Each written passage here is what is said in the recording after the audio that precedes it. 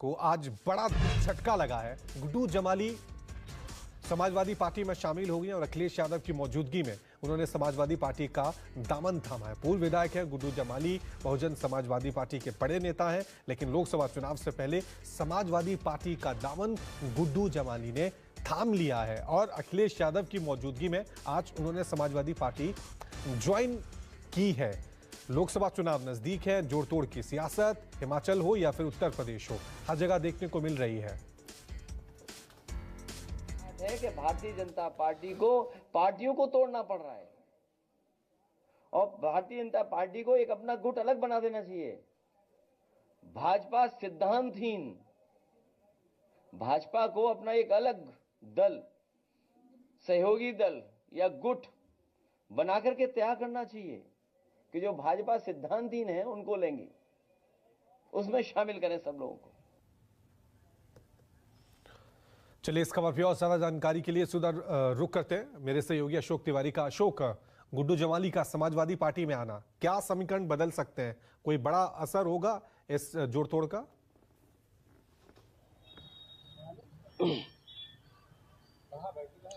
देखिए, सबसे अहम बात तो यह है कि गुड्डू जमाली आजमगढ़ से ताल्लुक रखते हैं और आपको याद होगा कि जब आजमगढ़ में लोकसभा का उपचुनाव हुआ था, जब समाजवादी पार्टी की तरफ से धर्मेंद्र यादव को चुनावी मैदान में उतारा गया था और बीजेपी की तरफ से निरहुआ चुनावी मैदान में उतरे थे, ठीक उस वक्त मायावती ने, जो कि उपचुनाव नहीं लड़ती है, मायावती बहुजन समाज पार्टी उत्तर प्रदेश में उपचुनाव नहीं लड़ने के लिए जानी जाती है, लेकिन उस समय उपचुनाव में मायावती ने गुड्डू जमाली को चुनावी मैदान में उतारा था और उनको बड़ी तादाद में वोट मिले थे और उस वक्त समाजवादी पार्टी अपनी परंपरागत सीट को हार गई थी और वो सीट बीजेपी के खाते में चली गई थी। अब चूंकि गुड्डू जमाली समाजवादी पार्टी में शामिल हो गए हैं, तो जो पार्टी के रणनीतिकार हैं उनका यह कहना है कि जिस तरह से उत्तर प्रदेश में लोकसभा चुनाव को लेकर जोड़तोड़ की सियासत देखने को मिल रही है, उस लिहाज से कम आजमगढ़ लोकसभा की सीट वो समाजवादी पार्टी के लिए सेफ सीट हो जाएगी, क्योंकि गुड्डू जमाली का भी वहां पर बड़ा जनाधार है और इसके अलावा समाजवादी पार्टी की परंपरागत सीट मानी जाती है। तो मुझे ऐसा लगता है कि गुड्डू जमाली के समाजवादी पार्टी में शामिल होने के बाद कम से कम आजमगढ़ की सीट और आसपास के कुछ इलाके जहां पर उनका प्रभाव माना जाता है, वो सब समाजवादी पार्टी के साथ आएंगे और उससे समाजवादी पार्टी मजबूत होगी।